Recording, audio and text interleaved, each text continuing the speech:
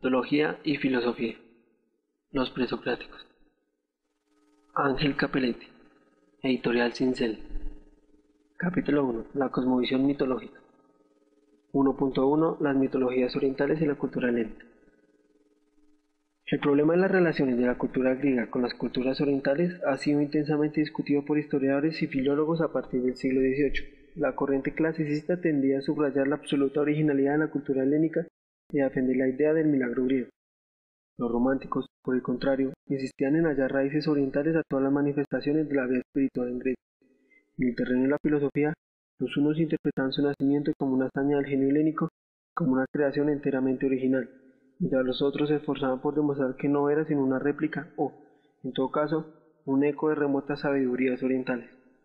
Más aún, durante el siglo XIX aparecieron diferentes intentos de asimilar cada una de las escuelas filosóficas griegas a una determinada sabiduría oriental, y así, Claudius quiso demostrar que cada una de las escuelas de la filosofía anterior a Sócrates copiaba la cosmovisión de una cultura oriental. El eleatismo, la India; el pitagorismo, la China; el heraclitismo, la iranía, etc. Se le refutó de un modo contundente este y otros parecidos intentos, al poner en evidencia la imposibilidad de demostrar una conexión histórica entre dichos sistemas griegos y sus modelos orientales. Sin embargo, parece haber ido demasiado lejos en su reacción contra el alegre orientalismo de Gladys Roth y congéneres. Verdad es que carece de sentido hablar de una derivación de la filosofía griega a partir de las filosofías orientales. Los únicos pueblos de Oriente en los que hubo filosofía, el indio y el chino, son precisamente los que, por razones geográficas, menos pudieron vincularse con los griegos, mientras los pueblos más cercanos, como el egipcio, el babilonio, el fenicio, etc., con los cuales tuvieron los griegos relaciones desde muy remotos tiempos, no desarrollaron nunca una cosmovisión filosófica. Pero también es verdad que las teogonías y cosmogonías mitológicas de los pueblos con los cuales los griegos tuvieron contacto milenario, egipcios, babilonios, etc., pudieron influir en las teogonías y cosmogonías griegas, las cuales, por su parte, no dejaron de influir positiva o negativamente en la naciente cosmovisión filosófica, y en ocasiones pudieron influir también de un modo directo en las concepciones de los primeros filósofos, jónicos, pitagóricos, etc., y aún de otros posteriores, Platón, estoicos, etc. Limitémonos a considerar sucintamente la cosmogonía mitológica de los egipcios. La tierra era, para ellos, una amplia tabla cuyos bordes estaban levantados. La parte central representaba la planicie aluvial de Egipto, los bordes ondulados las montañas donde moraban los pueblos bárbaros. La tabla flotaba sobre el abismo de las aguas, denominado Nun. De tales aguas que existían antes que todos los seres, había nacido la vida y de ella seguía aún naciendo, pues el sol renacía cada mañana en el seno de Nun. Este circundaba también el mundo y era llamado por eso el Gran Contorno. Así, según esto, el sol, después de haber viajado durante la noche por los abismos que subyacen al mundo, renacía por la mañana en oriente, del seno de las aguas circundantes, del mismo modo que en un principio todos los dioses habían surgido del seno de Nun. No es difícil ver que esta Imago Mundi es análoga a la que elaboró, sin el lenguaje del mito y sobre ciertas bases empíricas, Tales de Mileto. Simplicio nos dice que Aristóteles había notado la semejanza entre la cosmología egipcia y la de Tales. En la teología menfita, expuesta en una estela del año 700 a.C., se da razón del origen del universo diciendo que, se cita, el pensamiento vino al corazón del Dios y la pronunciación de su mandato hizo que este pensamiento se transformara en realidad. Wilson, 1958-1, páginas 80-81. Y tampoco es difícil advertir en estas palabras una analogía con la doctrina del Logos, filosóficamente desarrollada por Heráclito al comienzo de su libro. Texto empírico contra los matemáticos, 7.132. El Enuma Elis, poema cosmogónico compuesto en Mesopotamia unos 1500 o 2000 años antes de Cristo, representa el inicio del universo como un caos acuoso, en el cual se entremezclan tres elementos: las aguas de los ríos, Apsu; las de los mares, Tiamat; y la de las nubes, Mummu. En ese caso originario no había aún cielo o tierra firme, no había aún hombres, ni seres vivientes, ni siquiera dioses, pero del caos acuoso surgieron luego todos ellos. Clara la semejanza entre la cosmogonía de Tales y la cosmogonía del Enuma Elis, pero también lo es la que media entre el poema mesopotámico y la cosmoteogonía egipcia. Por otra parte, no hay razones para negar que el uno y la otra puedan haber hallado eco en las cosmogonías y teogonías griegas, ya que para Homero, como veremos, Océano es progenitor de todas las cosas, Ilíada, 4:246 y Tetis, madre de los dioses, Ilíada 14:201. Droton Bandier 1968-59.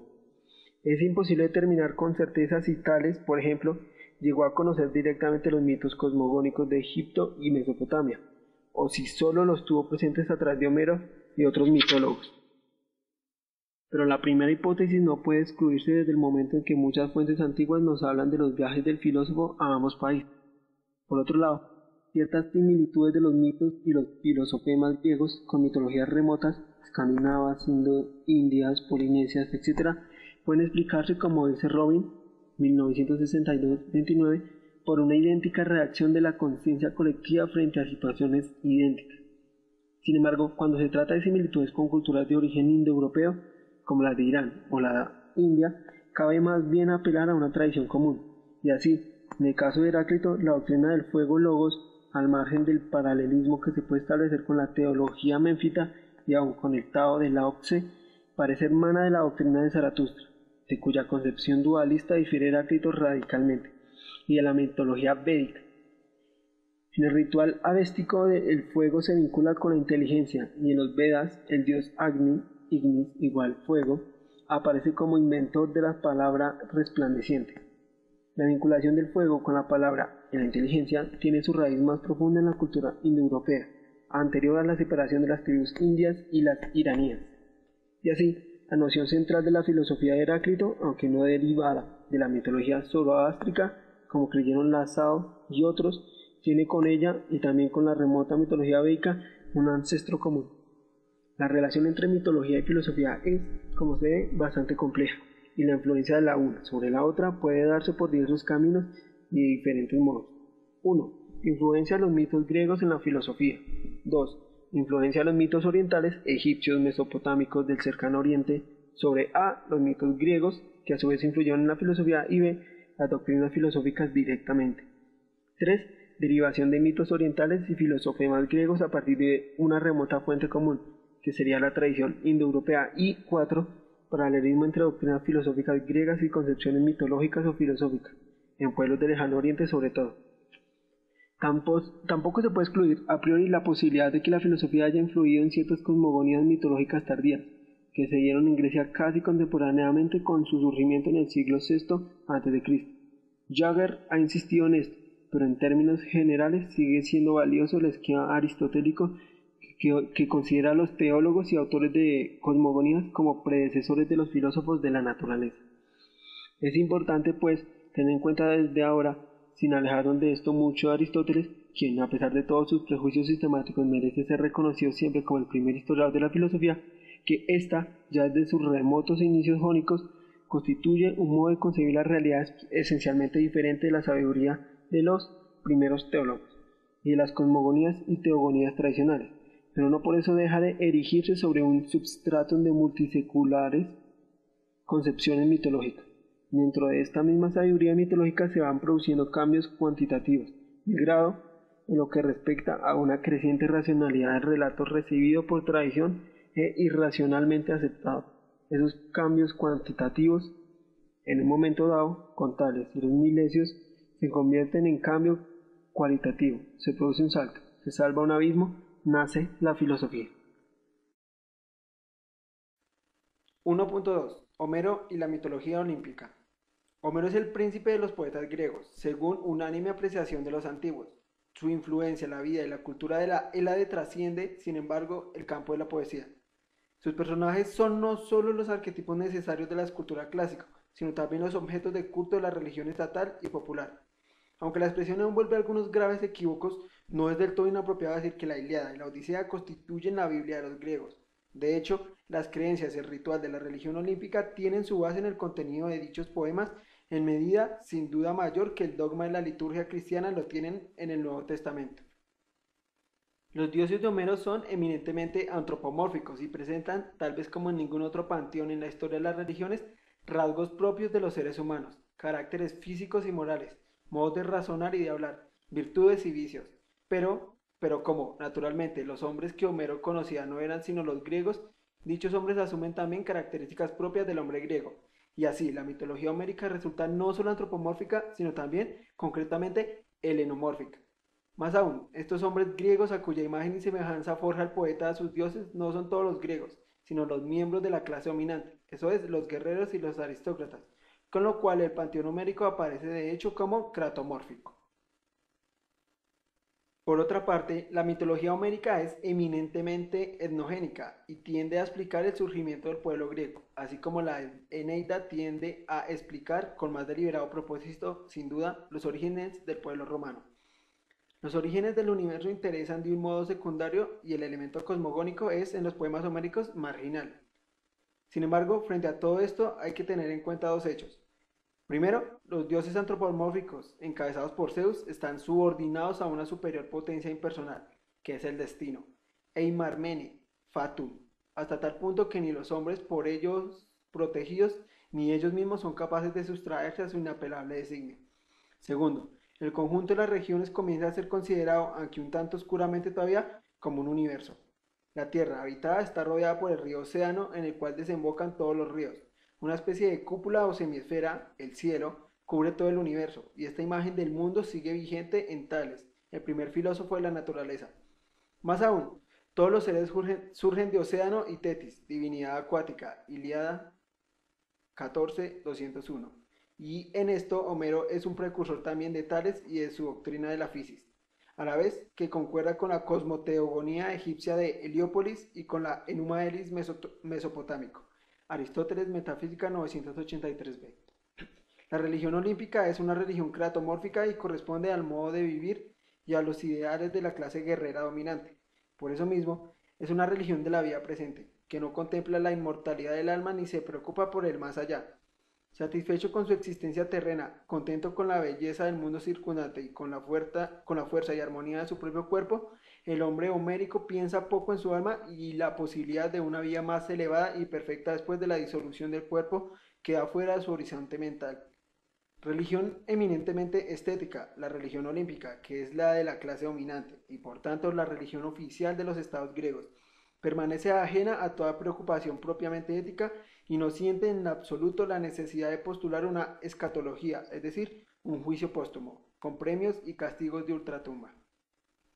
El alma es una especie de sombra que, al morir, el cuerpo se sumerge en el Hades, donde lleva una existencia onírica o sonambúlica, y que paulatinamente se disuelve, igual que el cuerpo, hasta desaparecer por completo.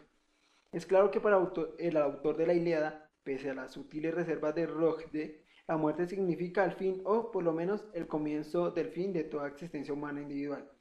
Es claro asimismo que, así como Platón sostiene que el hombre es el alma, Alcibiades I 130a, Homero cree firmemente que el hombre es el cuerpo. Nietzsche no se cansa de subrayar tal oposición. Esto se advierte ya en los primeros versos de la Ilíada, donde las almas de los héroes, por voluntad de Zeus, son arrojadas al Hades, mientras ellos mismos, autoi, es decir, sus cuerpos, son presas de perros y buitres. Ilíada 1, 3-5. El alma, psique, no es sino un soplo o aliento que se produce la muerte, esto es cuando el cuerpo expira. En la Odisea 11, Ulises, que desea ponerse en contacto con el alma del difunto Tiresias, cava un pozo en una desolada llanura y sacrifica allí un carnero. La sangre de la víctima atrae las almas somnolientas desde el abismo. Al beberla recobran una parte de su antigua vitalidad y hasta son capaces de hablar. No se trata, sin duda, de almas castigadas por faltas cometidas en la vida terrena, sino de réplicas disminuidas, debilitadas y rarefactas de los cuerpos, sin fuerza ni deseos, sin conciencia plena de sí mismas, aunque conservan el recuerdo de su vida terrena y hasta los hábitos, virtudes y vicios que en ella tenían. A esta concepción de los dioses y del alma le corresponde una moral fundada en los valores bélicos. El coraje, la fuerza y el deseo de vencer aparecen sin duda como virtudes supremas. Nietzsche hace notar que los héroes homéricos van a la batalla gozosos y que ansían participar en la lucha. Podría pensarse en Aquiles como la perfecta antítesis del Arjuna del Bhagavad Gita, que duda y se lamenta de la sangre a derramar. Y, sin embargo, la antítesis no es tan perfecta como parece. Heráclito, a quien Nietzsche ubica junto a Homero como enemigo de Platón, ataca a Homero porque éste desea, se cita, que se borre de entre dioses y hombres la discordia. Ilíada 18:107, cita Aristóteles, Ética Audemo, 1235 a.C., Simplicio, categorías 412-22. Así como, por encima de los dioses antropomórficos del Olimpo, planea el destino impersonal que a todos los rige y los domina. La sangrienta batalla alienta en los poemas homéricos una profunda aspiración a la paz. Pero este deseo irénico apenas sí aflora, disfrazado como reprobación de la ibris, así como el dominio del destino solo, excepcionalmente, se manifiesta en la narración épica. Los dioses de Homero, que encarnan con frecuencia fuerzas naturales de un modo excesivamente humano, son interpretados por los filósofos en sentido cosmológico y aún metafísico. Desde Heráclito, quien se refiere a lo uno, lo solo sabio, que no quiere y quiere ser denominado Zeus, hasta Cleantes, quien en su himno a Zeus identifica al rey de los dioses con el alma, o principio activo del universo. La libérrima interpretación del texto homérico, no sujeto a ninguna tradición obligante ni mediatizada por ninguna actividad eclesiástica, hizo posible la perduración del mito en la filosofía y, obviamente, la transformación de su sentido y aún su parcial impugnación. En la India, los Vedas, expresión religioso-poética de los pueblos indoeuropeos, conquistaron y de la clase guerrera, kshatriya, dominante, fecunda por la experiencia mágico-religiosa de los pueblos conquistadores, dravidianos y de las clases dominadas de agricultores y comerciantes, sudras y vaisyas. Dieron lugar a los Upanishads y más tarde a los diversos sistemas de arcanas filosóficos. Esta fue posible gracias a la gran libertad con que se leyeron los Vedas y a la ausencia de una autoridad eclesiástica y de un órgano definitorio. En Grecia, la Ilíada y la Odisea, expresión poético-religiosa de los pueblos indoeuropeos conquistadores y de la clase guerrera dominante, confrontada con la experiencia mágico-religiosa de los pueblos conquistadores minoico-micénicos y de las clases dominadas, agricultores, artesanos, etc., hizo posible la filosofía. También aquí la falta de órganos definitorios y de estructuras eclesiásticas facilitó la transformación del mito en filosofía. Allí donde la mitología no se hace metafísica, se convierte en dogma. Esto, no obstante, la relación entre los Vedas y la filosofía de la India difiere bastante de la relación entre los poemas homéricos y la filosofía en Grecia, y la diferencia estriba primero en el hecho de que la filosofía en Grecia se desarrolla no tanto como interpretación racional del mito homérico, sino también como impugnación directa de dicho mito, y segundo, en el hecho de que, junto al mito homérico y aún por encima de él, otros mitos, tanto helénicos como bárbaros, subyacen a la actividad racional de la filosofía. Genófanes y Heráclito son azotes de Homero. Pitágoras y Empedocles se remiten a mitología ciertamente no homérica. Los mitos egipcios y babilonios no dejan de estar presentes, aunque muchas veces disimuladamente, en toda la filosofía griega.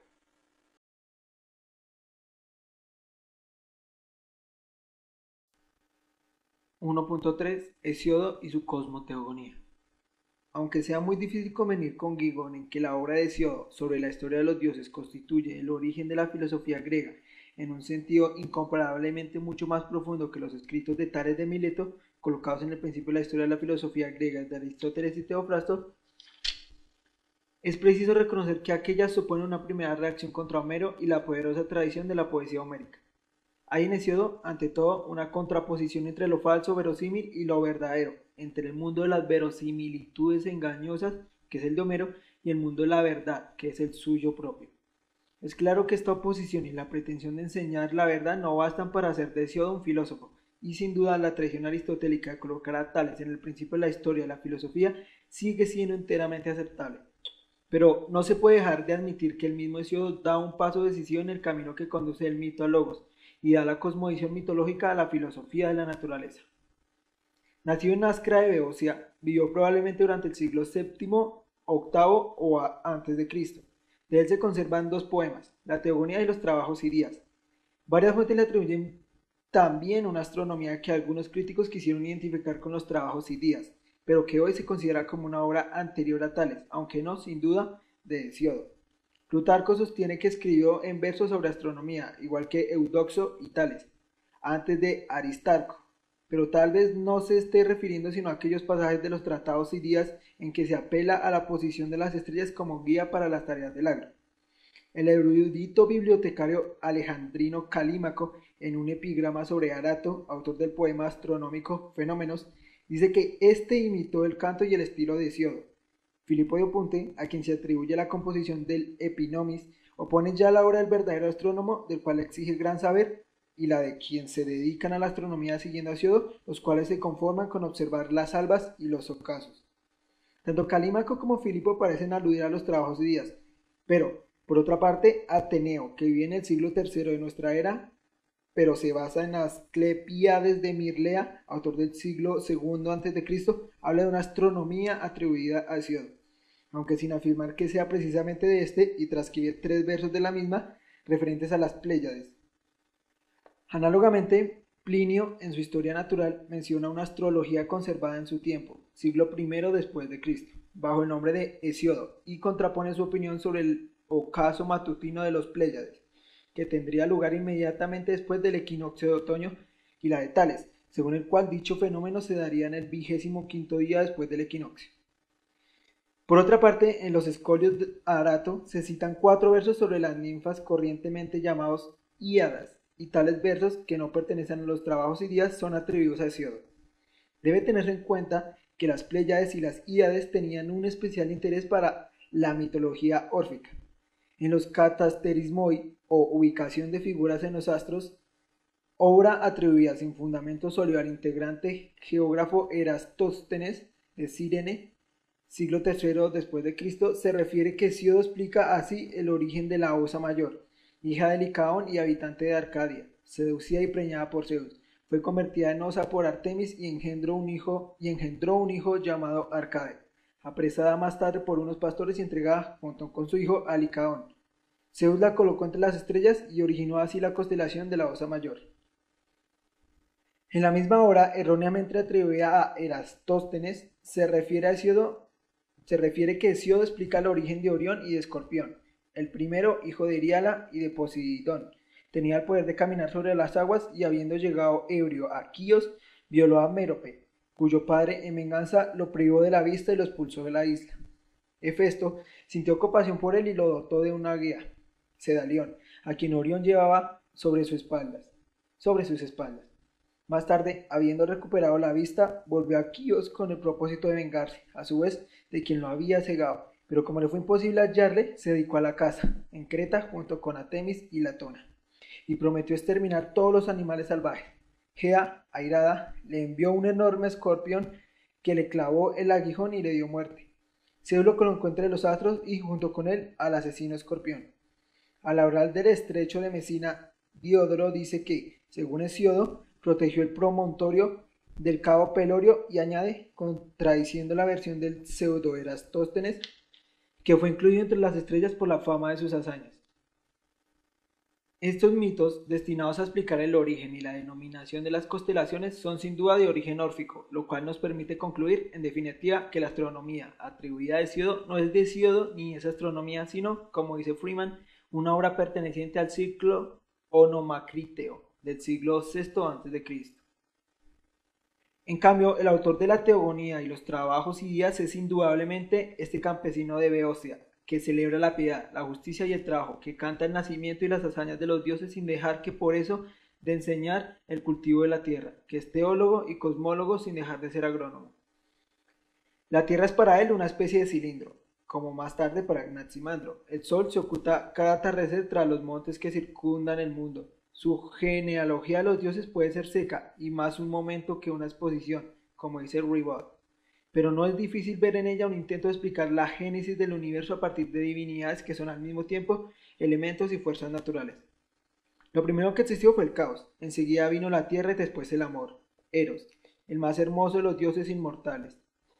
El caos engendró las tinieblas, Erebos, y la noche, la cual engendró a su vez al día, Hémera, y el éter, mientras la tierra dio a luz al cielo, o Uranos, o a las montañas y al mar, Pontos. Y más tarde, de sus relaciones con el cielo, nacieron no solo el río Océano, sino también Cronos y Rea, los progenitores de Zeus. Aristóteles hacía notar ya, como recuerda Robin, que en esta teoría hesiódica los dioses olímpicos nacen tardíamente y las fuerzas naturales son anteriores a esos poderes que han de gobernarlos. Pero del caos surgen, en definitiva, todos los seres del universo, y aunque Hesíodo hable el lenguaje del mito, al expresar esto por boca de las musas que habitan la mansión del Olimpo, no está diciendo algo muy diferente a lo que dirá un poco más tarde Anaximandro al afirmar que lo indefinido todo apeirón es el principio de la naturaleza originaria de todo. Inicio de cita. De los mitos de Génesis, los milesios toman no solo una imagen del universo, sino también todo un material conceptual y esquemas explicativos. Tras de los elementos de la fisis se perfilan antiguas divinidades mitológicas. Bernal, 1984, página 84. Y añade, inicio de cita, entre la teogonía de Hesíodo y la filosofía de Anaximandro, el análisis de Cornforth descubre estrechas correspondencias. Cierto es que uno habla todavía de generaciones divinas, allí donde el otro escribe ya procesos naturales. Es que el segundo se rehúsa a jugar con las ambigüedades de términos como bien y génesis, que significan a la vez engendrar y producir, nacimiento y origen. Mientras se confundían estos diferentes sentidos, se podía expresar el devenir en términos de unión sexual, la razón de un fenómeno nombrado a su padre y a su madre, estableciendo su árbol genealógico. Sin embargo, por importante que sea esta diferencia entre el físico y el teólogo, la organización general de su pensamiento sigue siendo la misma. Página 84 y 85. El caos ha sido comparado muchas veces con el Ginnungagap de la Voluspa escandinava y aunque, según Ribot, los escandinavos se escribieron bajo la influencia de la tradición griega, es evidente que, se abre cita, la idea del caos pertenece a la herencia prehistórica de los pueblos indoeuropeos, como bien dice Jagger. Cierra de cita. Este hace notar que dicha palabra está relacionada con el verbo griego. La cagué. Bueno, 8:38 hacia atrás. El caos ha sido comparado muchas veces con el Ginnungagap de la Voluspa escandinava, y aunque, según Ribot, los escandinavos escribieron bajo la influencia de la tradición griega, es evidente que la idea del caos pertenece a la herencia prehistórica de los pueblos indoeuropeos, como bien dice Jagger. Este hace notar que dicha palabra está relacionada con el verbo griego casco, bosteza, que en inglés es gape, y que de tal raíz, gap, formó la mitología escandinava la palabra Ginnungagap, para expresar esta misma representación del abismo que se abría como un bostezo entre el comienzo del mundo. Pero lo que más importa a la hora de esta cosmoteogonía de Hesíodo es advertir que en ella no se pregunta solo por lo más remoto en el tiempo, sino por lo que constituye también el principio de todas las cosas. En realidad, se trata, como dice Guigón, de la pregunta por el principio filosófico que, desde entonces, no dejará de seguir siendo planteada por la filosofía, y hasta podemos decir que la respuesta a tal pregunta es la presentación de un concepto, que luego la filosofía arcaica, para nuestros conocimientos desde Parménides y Heráclito, señalará con el nombre de physis, el punto de partida y el fundamento de la evolución del cosmos. Jagger hace notar que no hay razón alguna por la que no debamos ver en la teogonía de Hesíodo una de las etapas preparatorias de la filosofía que pronto iba a llegar, y añade que, abre cita, la historia misma ha desvanecido todas las dudas sobre este punto, revelando la decisiva influencia sobre las ideas de Hesíodo. Cierro cita. Porque, en efecto, los filósofos no solo aluden frecuentemente a la concepción del caos, sino, de hecho, a todo el lado cosmológico y cosmogónico de la teogonía. Hesíodo anuncia la nueva sabiduría filosófica, puesto que, como bien dice el ya citado Jagger, si las ideas implicadas en su cosmovisión no son en modo alguno derivadas directamente de la experiencia, pueden con todo someterse a alguna verificación empírica, o en el peor de los casos puede hallárselas en conflicto con la experiencia. Así es absolutamente inevitable que se vuelva en blanco de la crítica para todo el que piense por sí mismo y empiece por los datos de sus sentidos, como el filósofo natural. En la medida en que Hesíodo es todavía un mitólogo, sus dioses aparecen personalizados, pero la función que desempeñan en la formación del mundo es fundamentalmente distinta a la que asume Jehová en el Génesis y en la tradición judeocristiana. Y esto no solo porque los dioses de Hesíodo no crean el mundo ex nihilo, sino a partir de una materia preexistente, diferente de ellos mismos, sino también porque están dentro del mundo, o son inmanentes a él. Son descendientes del cielo y de la tierra, los dos mayores y más relevantes partes del universo, y se generan por obra del ingente poder de Eros, el cual pertenece igualmente al mundo como una primitiva fuerza omnigeneratriz, por lo cual están sujetos ya a lo que podría llamarse una ley natural, aun cuando el espíritu hipostático de Hesíodo se representa esta ley como un dios, entre otros, más bien que como un principio gobernador de todas las cosas. Es claro, por otra parte, que Hesíodo no solo prepara la filosofía natural, como sostiene Dirac, sino que, autor de la teología de Zeus, intenta establecer un orden nuevo entre los dioses, como ha mostrado Snell. Desarrolla una teoría de las 5 edades de la humanidad, que se vincula con la epopeya de Gilgamesh y de la Enuma Elish, y esboza nuevos ideales de vida, basados en el trabajo, en el amor a la tierra, en la justicia, trabajos y días, que, sin llegar a constituir una moral filosófica, implica, como dice Robin, una reflexión virtualmente racional sobre el contenido y las aspiraciones de la civilización griega en una época determinada. Homero y Hesíodo, convertidos en clásicos religiosos, fueron incorporados a la tradición. Los cultos oficiales de las ciudades se remitieron a su autoridad. En torno a cada uno de los grandes cultos, Zeus en Dodona, Hera en Argos, Apolo en Delfos, Esculapio en Epidaura, se formaron desde muy antigüedad colegios sacerdotales, a imitación sin duda de esas agrupaciones religiosas orientales cuya presencia se comprueba en Efeso y en Mileto. Aparecieron así los centros religiosos y místicos en los cuales los fieles se congregaban durante las grandes fiestas rituales. De todos ellos, el más importante fue el consagrado a Apolo en Delfos, el cual llegó a ser lugar de reunión de los representantes de los estados griegos y oráculo celebérrimo entre helenos y bárbaros.